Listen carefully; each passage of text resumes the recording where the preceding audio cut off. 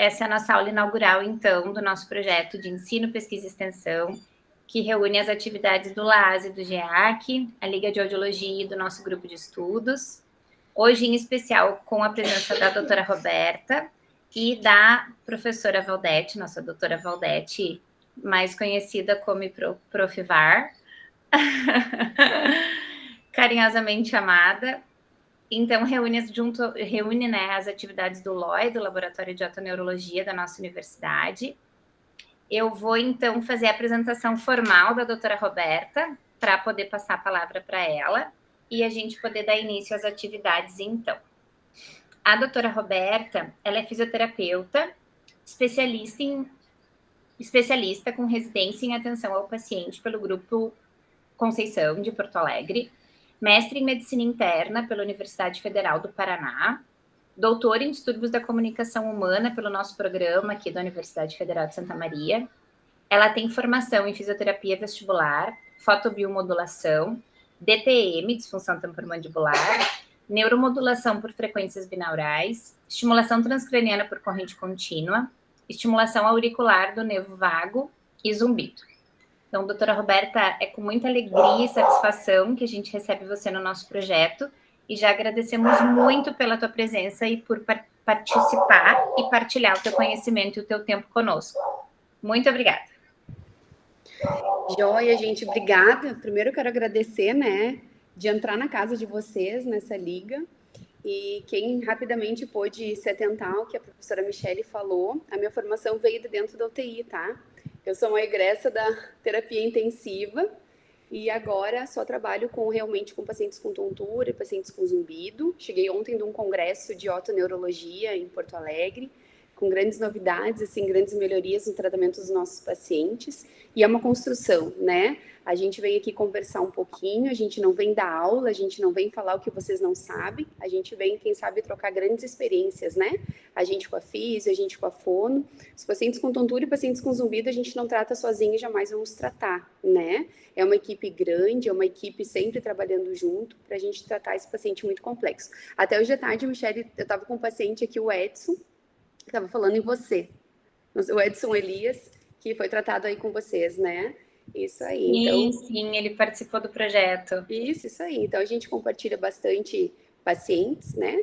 Sempre por eles, né? Tudo por eles. André, obrigada pelo convite. Michele, com quem eu mais falei foi com a Andriele, tá? A Andriele foi uma aluna minha lá da UBRA também. E depois eu tive a grata satisfação de fazer os reencontros quando fui substituta na universidade. Então, a gente vai se encontrando, né? Os nossos encontros aí neste mundão afora.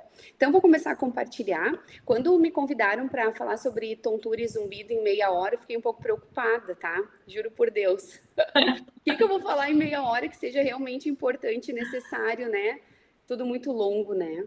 Então, eu pedi gentilmente para aumentar o meu tempo, mas não foi por má vontade, tá? De querer falar muito. É que é muita coisa interessante para falar, tá? Mas vou tentar focar realmente no que mais interessa para a gente. Podem levantar a mão aí quando tiverem necessidade de perguntar, porque é uma troca, não é uma apresentação, tá? Então, vamos lá.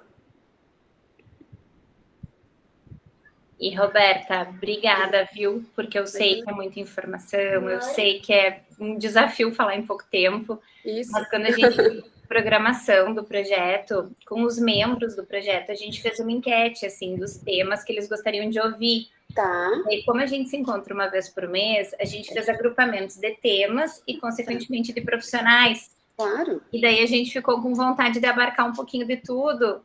Sim. Mas eu tenho certeza que vai dar certo. Não, eu sei que vai dar certo. Fiquem tranquilos.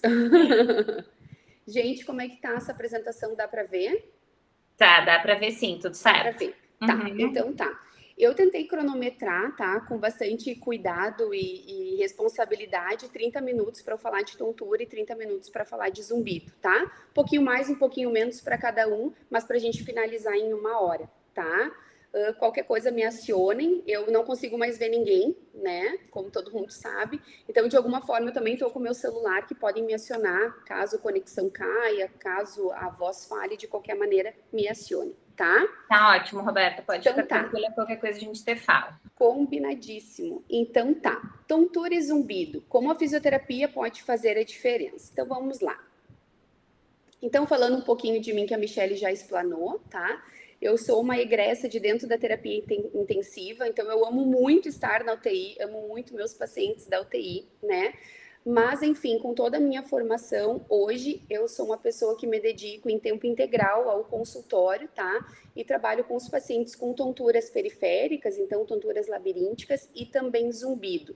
Então, é uma formação que iniciou e ela não tem fim, tá? Existem artigos sendo publicados a todo momento e grandes, né, tecnologias, como disse a professora Valdete, vindo por aí para a gente incrementar e melhorar ainda os nossos resultados para tontura e pacientes com zumbido. Então, vamos lá. A reabilitação vestibular e do equilíbrio, o fisioterapeuta é uma das referências no tratamento dessas doenças labirínticas. Então, a fisioterapia vestibular é uma área de atuação que, após a gente passar pelo processo avaliativo e realizar o diagnóstico funcional deste paciente, a gente busca a redução dos sintomas e a promoção das adaptações e substituições vestibulares que podem estar relacionadas e intrinsecamente ligadas, né, aos distúrbios do equilíbrio. Então, tudo começou lá na década de 1940, tá? Lá na Inglaterra, com um fisioterapeuta e um médico que desenvolveram um programa global de exercícios para melhorar o equilíbrio corporal. O que eles observavam? Eles observavam que os soldados que sofriam traumatismo crânioencefálicos, eles melhoravam muito o equilíbrio mais rápido quando eles se mantinham ativos em relação àqueles que se movimentavam menos, né, inativos. Então, a partir da década de 90, muitos estudos começaram a demonstrar que o uso de protocolos individualizados para diferentes patologias, tá, e faixas etárias eram mais eficazes do que não existir protocolos para a gente fazer o processo de reabilitação do equilíbrio.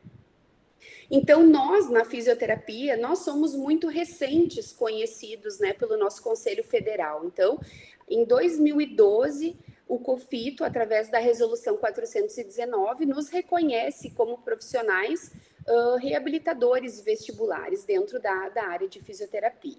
Então, só para... Como eu me formei em 2009, 2002 na universidade, então, lá dentro da academia, eu não tive absolutamente nada dessa formação, né? Então, de protocolos, de entendimentos labirínticos, nada, absolutamente nada, tá?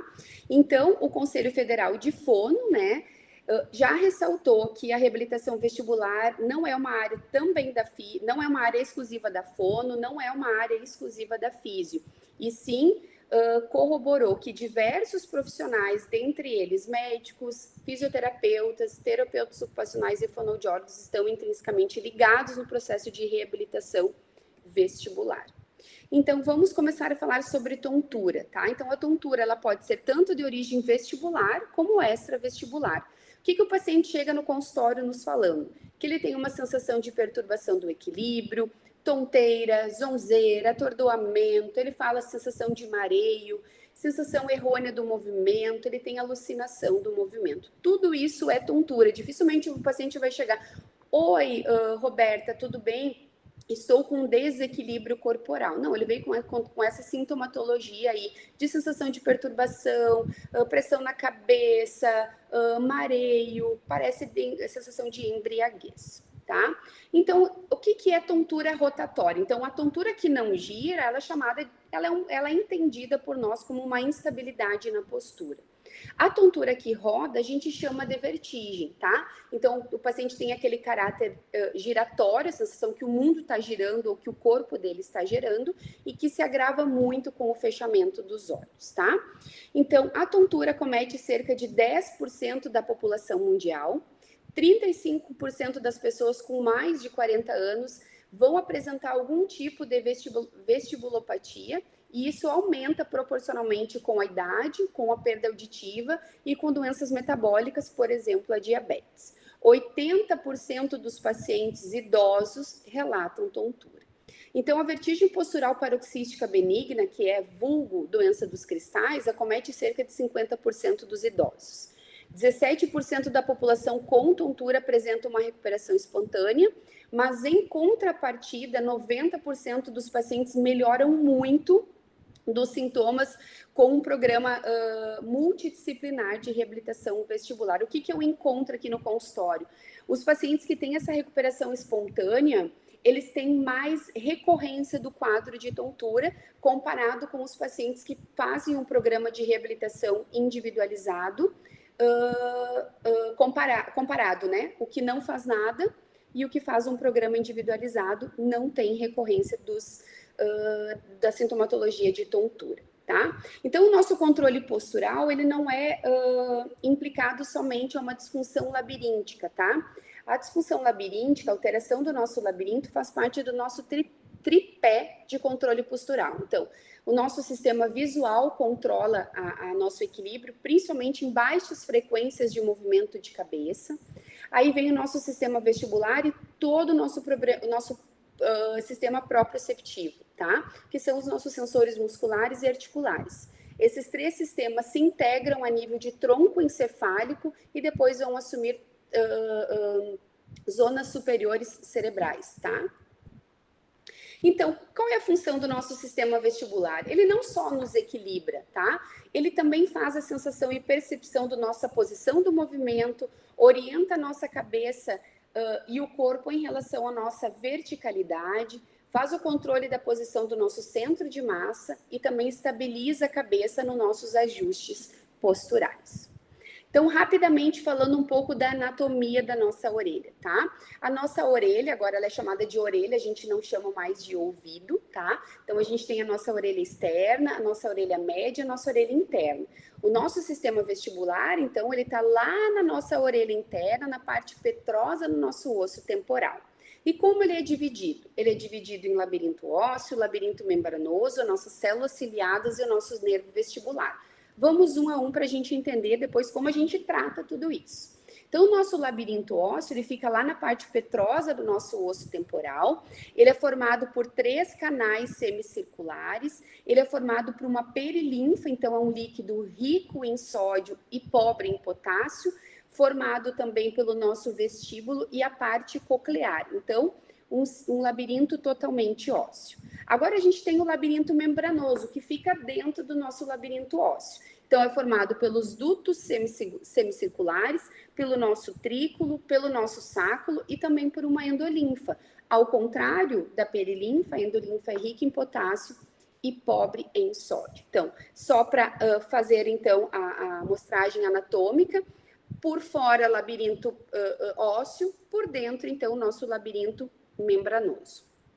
Falando do nosso nervo vestibular, quem faz a inervação dos nossos 3 canais semicirculares, o trículo e sáculo, é o nosso gânglio vestibular, que é dividido em gânglio superior e gânglio inferior, tá? Então, o nosso nervo vestibular, ele divide a parte superior, que ele faz a inervação do nosso canal anterior, horizontal e o trículo, e a nossa divisão inferior, que faz, então, a nossa inervação do sáculo e do nosso canal posterior. Daqui um pouquinho eu vou falar das nossas células ciliadas, tá? Que é a nossa outra parte do sistema vestibular, tá? Então, o nosso labirinto membranoso, ele é formado por 5 sensores. Então, a gente tem 5 órgãos que fazem toda a nossa orientação espacial. Então, a gente tem o sáculo, a gente tem o trículo e os nossos 3 canais semicirculares. Então, falando um pouquinho desses canais semicirculares, a gente tem o canal anterior, o canal posterior e o canal horizontal, 3 de cada lado. Eles detectam, então, a velocidade dos movimentos, então ele detecta as acelerações angulares do nosso ângulo da nossa cabeça, tá? Então, causada pela rotação da cabeça e do corpo, permitindo movimentos proporcionais dos olhos. Então, eu movimento a cabeça para cá, o olho gira para lá na mesma velocidade. Movimentos proporcionais, cabeça, olho, tá? Então, o nosso canal anterior, ele detecta movimentos, então, quando a gente faz o movimento do sim, o movimento anterior.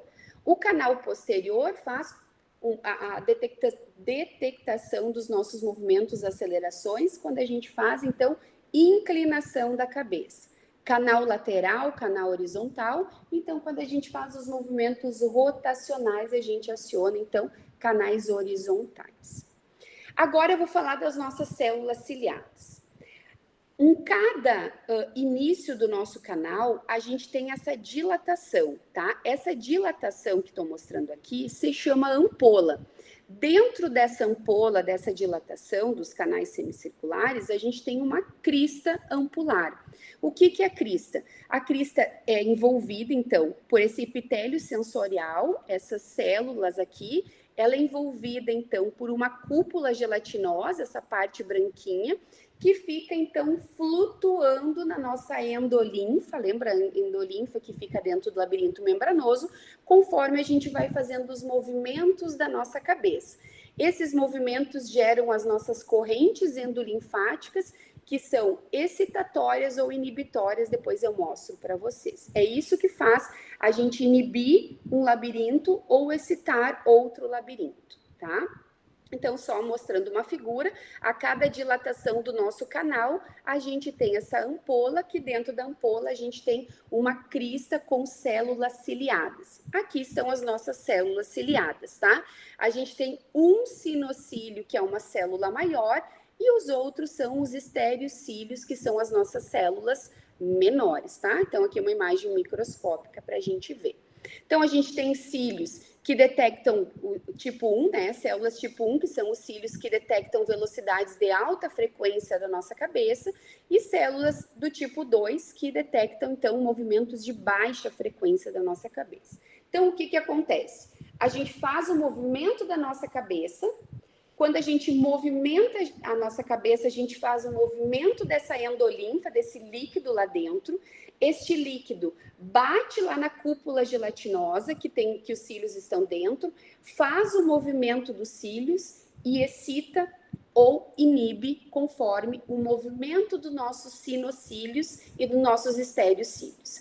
Então, quando a gente faz um movimento da cabeça em que os estereocílios fazem uma deflexão em cima do sinocílio, a gente tem um incremento do impulso da frequência. Então, a gente tem uma excitação, porque ocorre uma despolarização. Então, aumenta a excitação do nosso labirinto.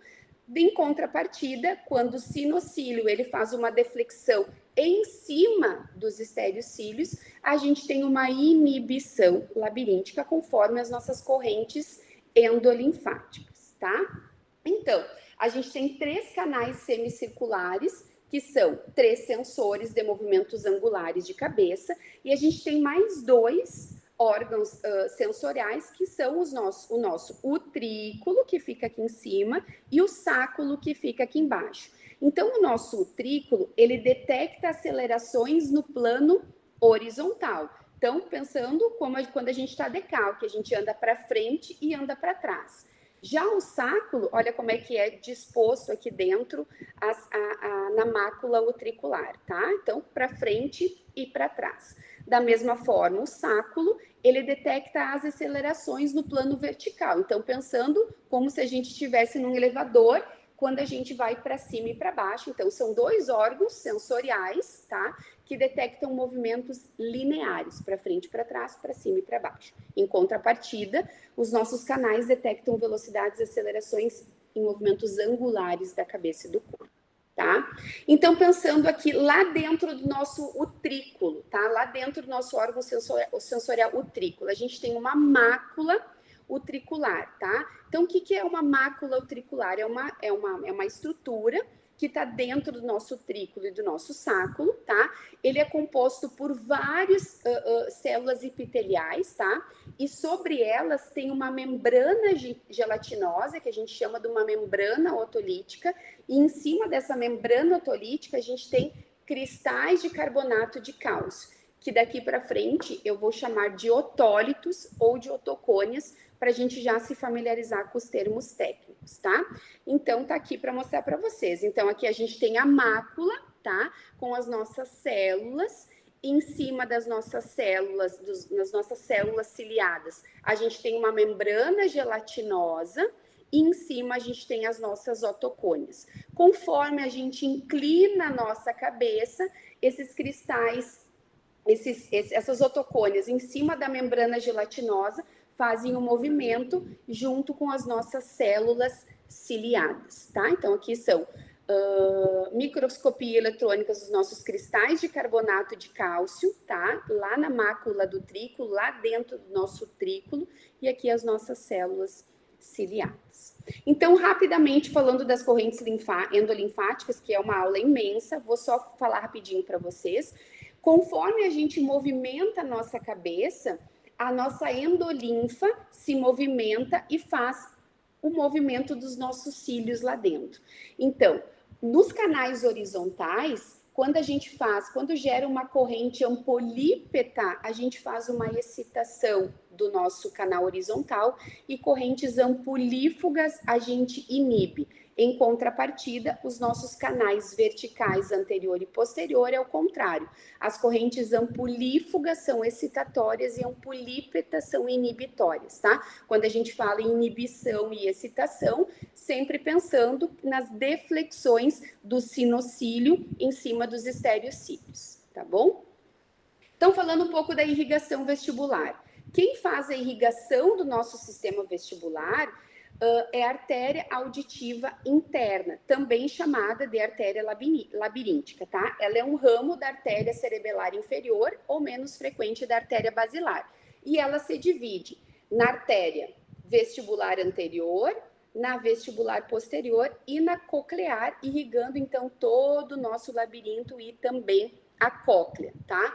Então, por isso que os pacientes que têm hipertensão arterial sistêmica, tem doenças metabólicas, por exemplo, a diabetes, tem alteração na circulação sanguínea, que vai culminar também numa hipofuncionalidade labiríntica. Da mesma forma, distúrbios do sono, insônia, apneia do sono e todos os distúrbios fazem alteração da oxigenação das nossas artérias cerebrais.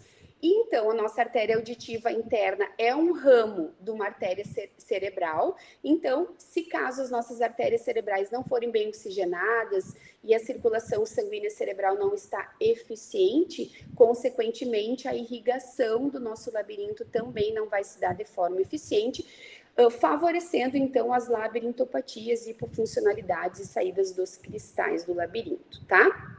Então, já falei aqui do nosso nervo vestibular, que o nervo vestíbulo-coclear é o 8º nervo craniano, né? Ele se divide, então, em ramo superior e inferior e também a parte coclear. Tudo isso que o labirinto coleta de informações, porque o labirinto é um grande sensor do movimento, ele capta as acelerações e movimentos da cabeça e do corpo, ele envia todas essas informações a nível de tronco encefálico, que depois parte para centros superiores cerebrais, tá? Então, existe toda uma integração de sistema nervoso periférico e sistema nervoso central, tá? O nosso sistema vestibular, ele é muito importante em 2 reflexos, tá? Primeiro é o reflexo vestíbulo espinhal, tá? Que a gente chama de trato vestíbulo espinhal. Esse trato, ele é responsável, então, para manter o nosso equilíbrio, tá? Então, quando o paciente passou por toda uma avaliação nossa e a gente vê que o paciente tem um distúrbio do equilíbrio relacionado ao sistema vestibular, existe um reflexo vestíbulo espinhal aí precisando de estímulos organizados e personalizados. Da mesma forma, o labirinto também tem um reflexo muito importante relacionado ao sistema vestibular, que é o reflexo vestíbulo ocular, que é um movimento ocular reflexo que nos possibilita estabilizar a imagem da retina quando a gente movimenta a cabeça. Então, a gente pode movimentar a cabeça e continuar lendo de uma forma normal, porque existe uma estabilidade dessa imagem lá na nossa retina. Tá? Então, esse reflexo, ele detecta a velocidade dos movimentos angulares da nossa cabeça ou do nosso corpo e permite, então, o movimento proporcional dos olhos, né? Se a gente bota a cabeça para baixo, o olho sobe para cima. Se a gente bota a cabeça para cima, o olho bota para baixo. Se a gente vira a cabeça para um lado, o olho vem para o outro. Então, existe uma proporcionalidade entre o movimento dos olhos e movimento da cabeça. Se Se for igual a 1, o paciente não tem tontura, não vai sentir estonteamento, tá? E existe uma imagem nítida na visão e o paciente consegue fazer leituras em movimento. Quando o paciente começa a chegar no consultório, que tem uma visão turva, uma visão que não está muito bem lúcida e tem tontura, a gente vai fazer uma oculomotricidade, uma variação oculomotora e vai ver que tem várias sacadas, movimentos sacádicos oculares, nos possibilitando a continuar nossa avaliação da oculomotricidade até nos encontrar uma hipofuncionalidade do nosso labirinto, tá? Voltando então o slide, mostrando que as alterações canal horizontal, canal semicircular posterior, canal semicircular anterior, estão ligados, tá? Aos nossos músculos da nossa órbita. Então, o canal horizontal está ligado ao reto medial, ao reto lateral, o posterior, o oblíquo superior e o reto inferior, o canal horizontal no reto superior e no oblíquo inferior.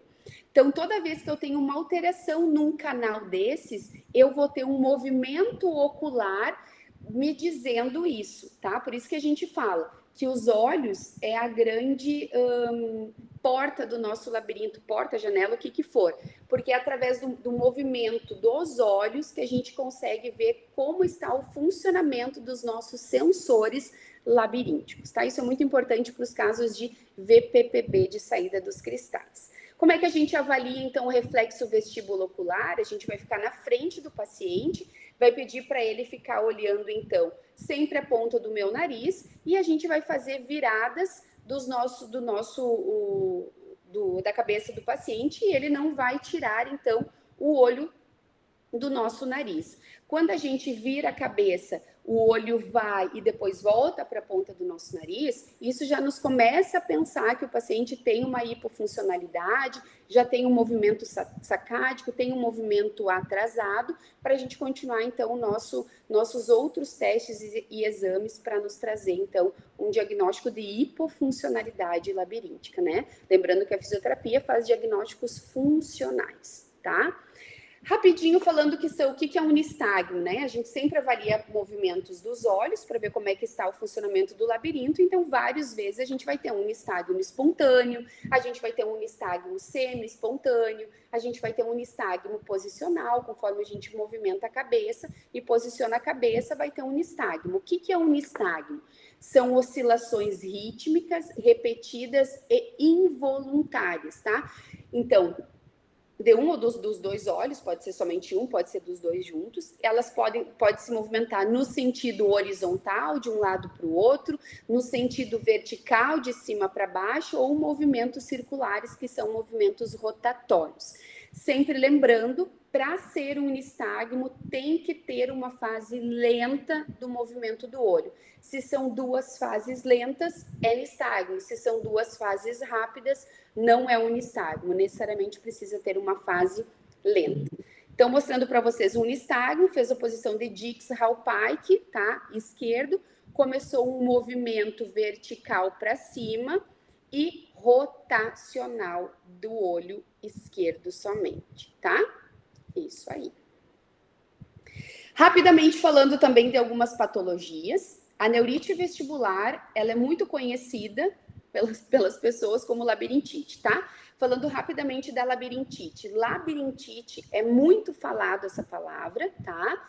Mas o diagnóstico dos pacientes a nível mundial em torno de 4%, porque é uma patologia extremamente rara. Mas por que eu falo tanto em labirintite? Porque toda vez que eu falo eu estou com labirintite, eu já sei que eu tenho tontura, tá? Então, é uma palavra muito bem utilizada para a gente se comunicar, a gente se entende. Diferente de eu dizer, eu tenho uma neurite vestibular. Poxa, o que tu tem no labirinto? Ah, é igual labirintite. Ah, tá, então tu tá com uma tontura, tá? Então, a labirintite cursa com zumbido, uma tontura, perda auditiva. Então, é um diagnóstico um pouco maior, mais complexo e, graças a Deus, mais raro, incapacitando menos as pessoas, tá? Então, o que é uma neurite vestibular, tá? Então, ela é também conhecida como uma vestibulopatia unilateral aguda. É a infecção mais frequente de origem viral, principalmente da família do herpes, tá? Mas a gente tem encontrado outros vírus já, tá? Inclusive o Covid. E tem uma alteração histopatológica da ramificação do nervo vestibular, principalmente do ramo superior do nervo vestibular, tá? O paciente tem um início súbito de vertigem severa e prolongada, aquele paciente que vai dormir e quando for levantar da cama é uma tontura muito forte que joga o paciente no chão. O paciente tem sensação de movimento do ambiente visual, tem um nistagmo horizonto rotatório espontâneo, então ele está sentado na frente do nosso consultório e está com o nistagmo na fase aguda. Um desequilíbrio postural com tendência à queda para o lado hipofuncionante do labirinto e pode ou não cursar com manifestações autonômicas de náusea, vômito, palidez, sudorese, tá? Geralmente afeta uma gama grande de paciente entre 30 e 60 anos. Os sintomas vão se amenizando até 3 dias, o paciente sai da fase aguda, mas ainda o paciente tem muito desequilíbrio, tá? O tratamento, geralmente, os médicos entram, então, com supressores vestibulares em casos graves e agudos, tá? Principalmente ali no início, 3 dias. Entram também com corticoide terapia e a gente já inicia usa cinesioterapia vestibular, tá? Quando o paciente precisa esperar a sintomatologia passar para vir no nosso consultório, não. O paciente precisa utilizar os 15 dias ouro do início desse processo de tontura, para a gente já começar a fazer uma compensação central de uma forma organizada.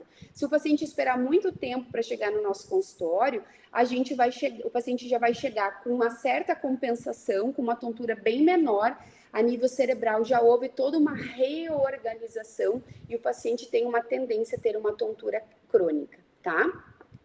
A migrânia vestibular, tá? O paciente tem crises de tontura ou de vertigem que dura minutos a horas. O paciente tem fotofobia, fonofobia, náusea, vômito, instabilidade e pode ter uma história de enxaqueca com ou não cefaleia. A gente sabe, então, que enxaqueca é um distúrbio que envolve várias sintomatologias. Então, nem sempre o paciente vai ter cefaleia. Cefaleia é um ponto da enxaqueca, né, da migrânia. Então, o paciente pode ter sensibilidade à luz, uma pressão na cabeça, fonofobia e pode ou não ter a clássica dor de cabeça, cefaleia, que é um dos pontos, tá? Então, o tratamento é evitar os gatilhos, controlar o sono, ter hábitos noturnos organizados para dormir, higiene do sono, cuidar com alimentação estimulante, cafeína, no chá tem a teína, não troca um café por chá, tem teína lá, tem estimulante também, Coca-Cola, energéticos e afins. Medicação é muito importante, vocês vão ler vários relatos de artigos científicos falando que a medicação para migrânia vestibular é mais eficaz que o tratamento de fisioterapia vestibular, tá? Porque o paciente precisa controlar as crises, porque na crise a gente não pode fazer reabilitação, a gente não pode gatilhar. E todos os exercícios vestibulares para o paciente com migrânia tem que ser de baixa frequência. Movimentos rotacionais de alta frequência, expor o paciente a muitos estímulos pode ser gatilho para a dor, tá? Então, controle do estresse, cuidar a dieta e a fisioterapia vestibular para a gente reduzir, então, principalmente a sensibilidade ao movimento que o paciente tem. Doença de Meniere. Eu vi fiz uma aula com uma otorrino que faz uma certa reflexão sobre os diagnósticos de doença de Meniere. Nem toda hidropsia endolinfática é Meniere, tá? Então, quando o paciente faz eletrocócleo para ver se tem uma hidropsia endolinfática, se tem um aumento da pressão lá dentro, em que a perilinfa e a endolinfa vêm a se conectar, misturando ali, que o paciente tem doença de Meniere. O paciente com diabetes também tem hidropsia endolinfática, tá? Então, essa otorrino, ela acaba que ela reflete muito. Ela acha que tem muitos diagnósticos de Meniere, mas se fosse mais a fundo, nem toda hidropsia endolinfática é doença de Meniere, então ela reluta muito nesse diagnóstico. Mas, enfim, a doença de Meniere é uma desordem que ocorre lá na orelha interna, lá no nosso labirinto, e ela causa, e o paciente vive de crises, tá?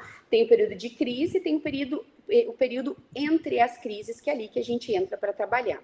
Então, aquele paciente que vai chegar com tontura, vai ter perda auditiva na audiometria, vai ter zumbido, plenitude ou pressão no ouvido, pode levantar, então, o pensamento em tentar investigar se é ou não doença de Meniere. Então, o paciente vive de ataques, tá? Que ocorrem de maneira repentina, pode durar minutos até horas. Nos estágios iniciais da doença, as pessoas vão experimentando crises de vertigem e perda auditiva ou zumbido. Porém, quando passa a crise, geralmente retorna ao normal, tá? Conforme essa patologia ela vai progredindo ao longo dos meses, enfim, dos anos, a perda auditiva ela pode estar presente já entre as crises e não só nos ataques, tá? Então, o diagnóstico de doença de Meniere, ele é um diagnóstico clínico, tá? Então, uma avaliação neurotológica tem que ser feita de uma forma sistemática. A Academia Americana de Otolaringologia e Cirurgia de Cabeça e Pescoço formulou alguns critérios para diagnóstico. Então, o paciente ter 2 ou mais crises de vertigem rotatória com duração no mínimo de 20 minutos, diminuição da audição em pelo menos uma audiometria, zumbido ou pressão no ouvido e excluir outras causas, que é isso que então o otorrino batia bastante na importância da exclusão das outras causas. Causas da doença de Meniere, tá? Inflamatória, traumática, autoimune, enfim. O tratamento não tem cura para a doença de Meniere. Tem vários tratamentos e mudanças no estilo de vida que ajudam, né? Principalmente controle de sódio, né? Comidas, enfim, muito salgadas, cafeína, álcool, açúcar, tá? Atividade física, o paciente precisa dormir adequadamente, realizar a prática, então, de atividade física para alívio do estresse e a fisioterapia. Eu tenho alguns pacientes de doença de Meniere aqui e os pacientes estão ficando mais de 1 ano sem entrar em crise. Eu tinha um paciente que de 4 em 4 meses entrava em crise, agora o paciente já está mais de 1 ano sem crise e quando ele entra em crise, é uma crise de baixa intensidade, bem tranquilo, tá? Então, vamos aqui no nosso queridinho, tá? No top 1 das tonturas, tá? Vertigem posicional paroxística benigna, tá? V de vertigem, crise rotatória, P de postural, então essa crise é ocasionada por mudança da cabeça, paroxística, tem início e término abruptos, então vai e volta, benigna, curso favorável com resolução, tá? Então, o que é a vertigem posicional paroxística benigna? É a presença de otocônias, tá?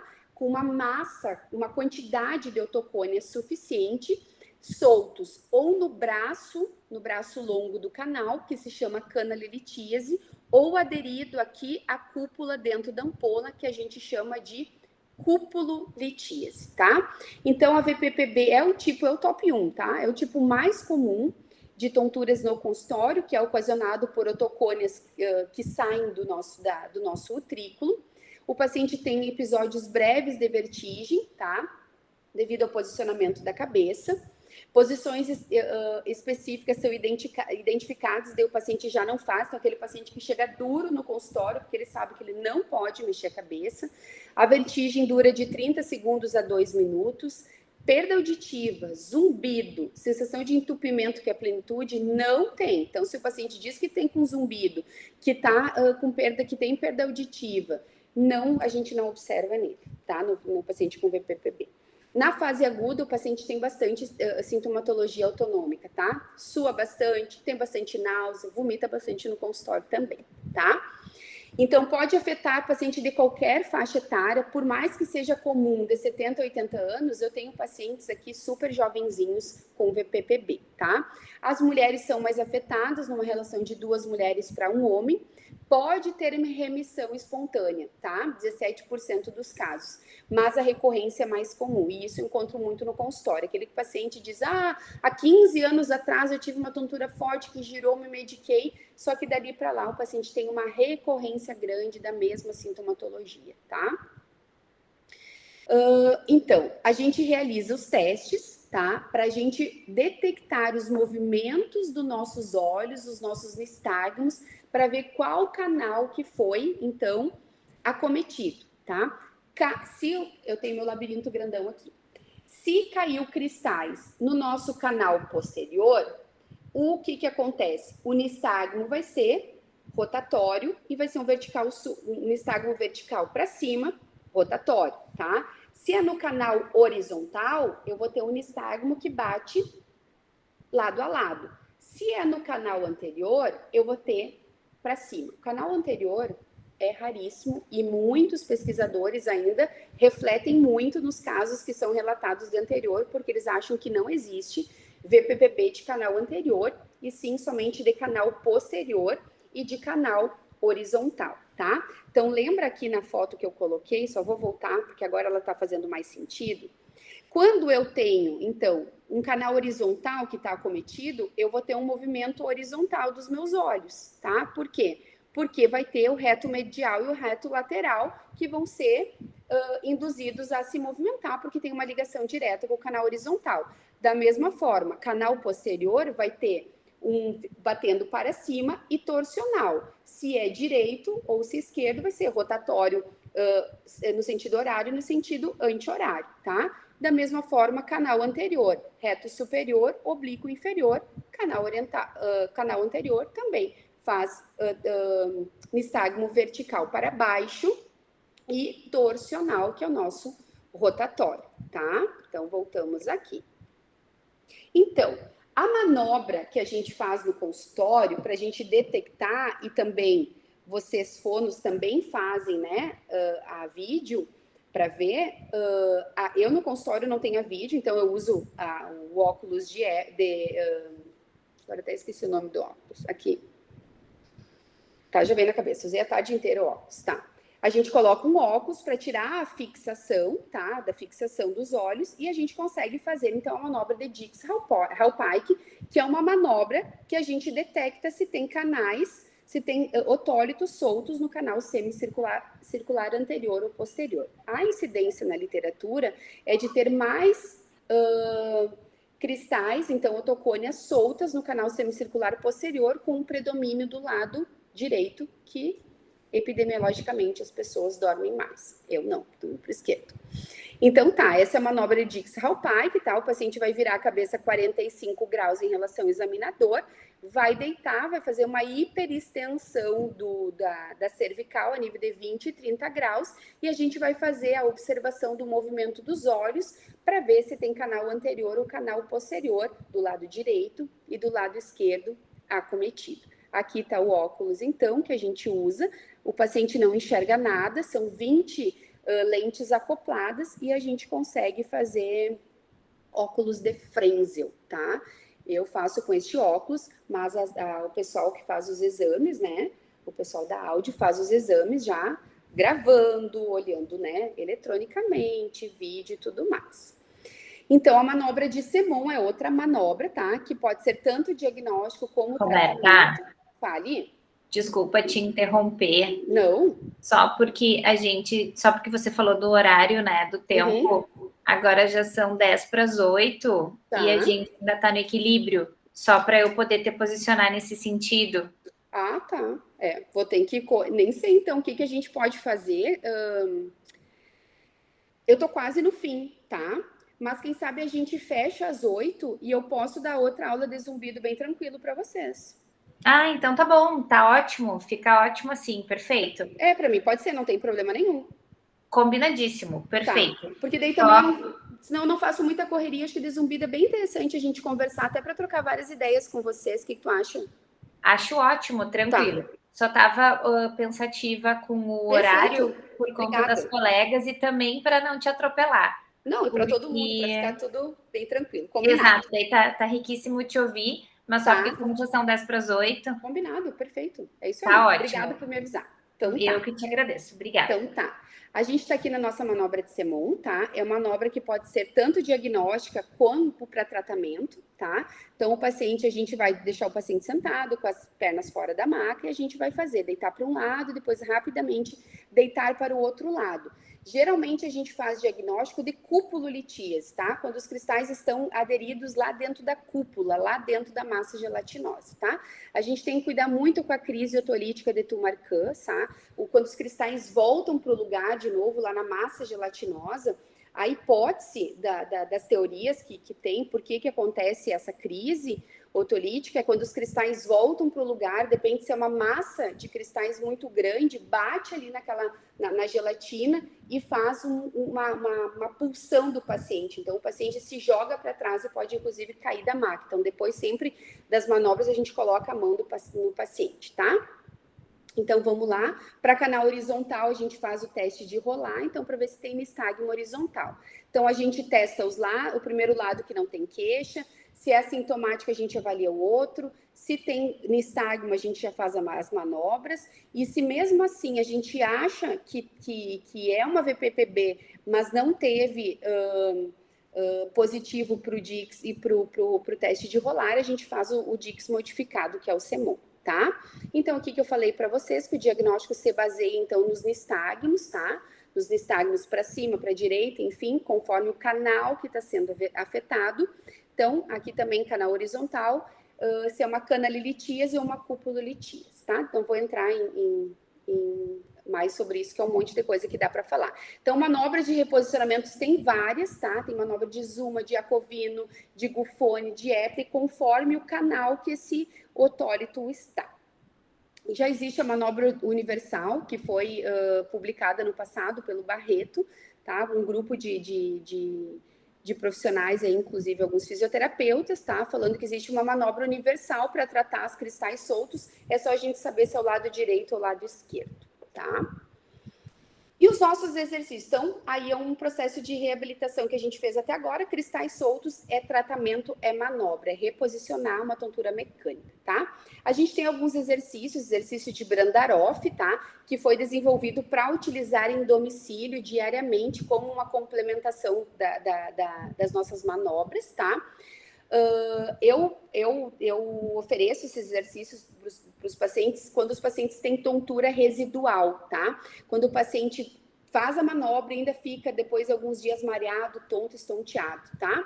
Então, as teorias dessa tontura residual que o paciente ainda fica depois da saída dos cristais o paciente que tem 60 anos, tem mais fator de risco, paciente com migrânia vestibular, ansiedade, depressão, VPPB de longa data é maltratada e muitas manobras de reposição, tá?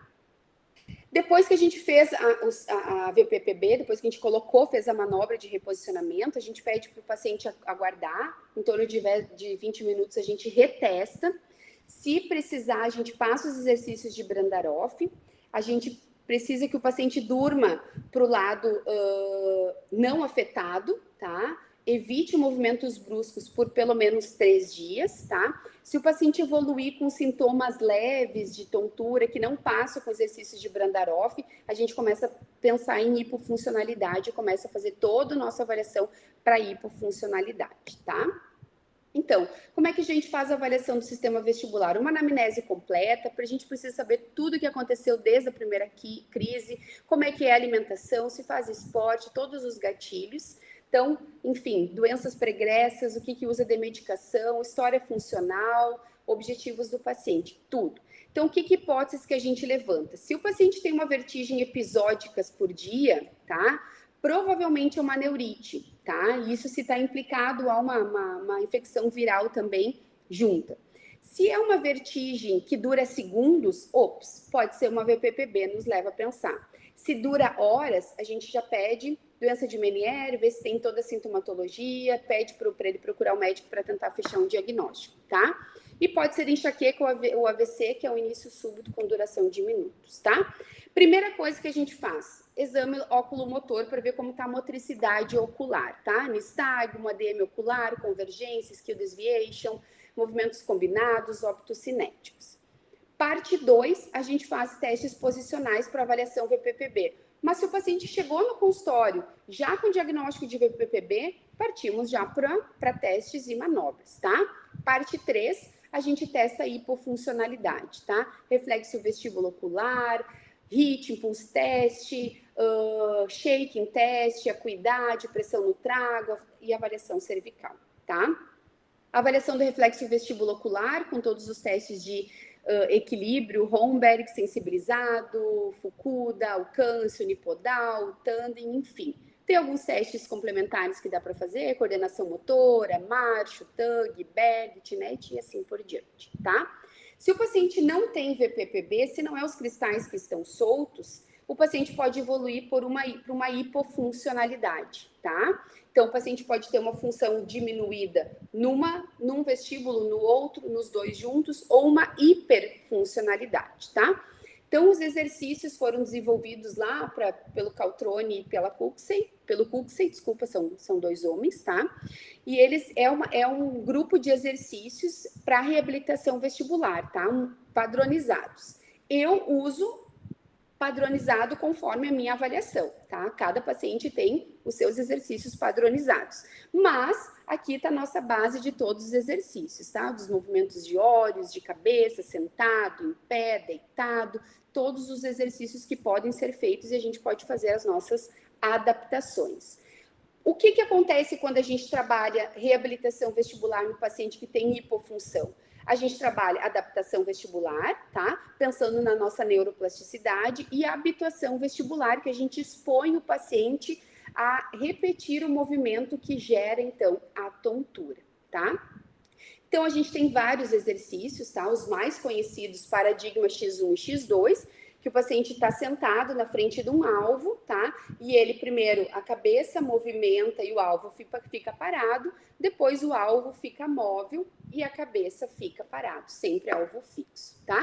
A gente vai progredindo os exercícios conforme a progressão dos pacientes. Obviamente, a gente pode botar 1 minuto a 2 minutos, 10 a 20 repetições, podemos colocar distrações no fundo, posição sentado, em pé, deambulando, girando a cabeça, pulando, mudança de distância do alvo, velocidade lenta da cabeça, dos olhos até rápido, frequência por dia dos exercícios de 2 a 5 vezes por dia.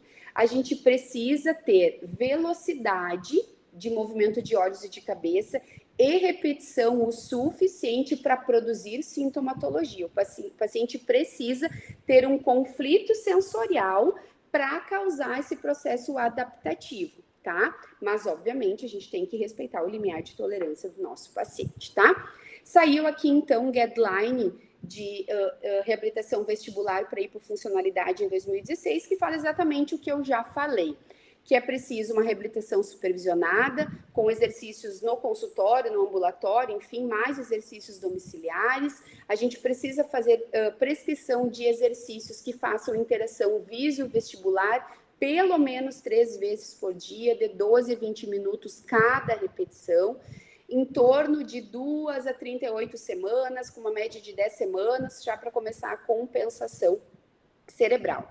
Tontura cervicogênica, muito falado ontem no congresso que eu fui, tá, de tontura, falando também nos testes avaliativos e nos testes diagnósticos, tá, e também no tratamento.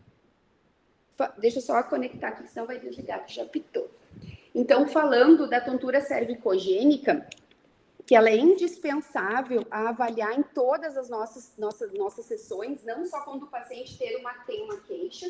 Vou contar rapidinho, uma paciente me ligou sexta-feira de noite, eu estava indo para Porto Alegre, falando que estava tomando banho, começou tudo girar, e estava muito mal, estava vomitando e não podia se mexer, enfim.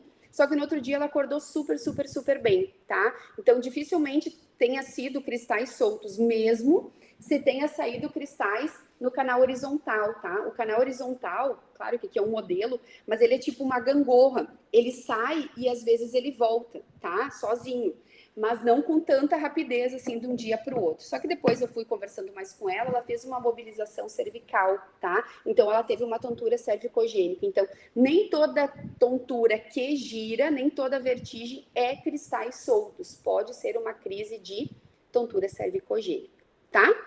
Então, só para ficar bem marcado, ontem que eu fui em Porto Alegre, final de semana que eu estava lá no curso, até achei que eu não ia conseguir conversar com vocês, que eu gostaria muito, graças a Deus que deu tudo certo, bateram muito na tecla da tontura cervicogênica, tá? Do processo avaliativo e tratamento. Eles falaram em 2 sessões a gente consegue tratar esse paciente com tontura cervicogênica. E na minha prática de consultório, eu em uma sessão, realmente no máximo 2, tenho tratamento finalizado para os pacientes com tontura cervicogênica, junto do tratamento e todas as orientações, né, que a gente pode oferecer aos pacientes com tontura cervicogênica, tá? Engloba terapia manual, liberação miofascial, reeducação postural e focar nos sintomas e sinais do nosso paciente.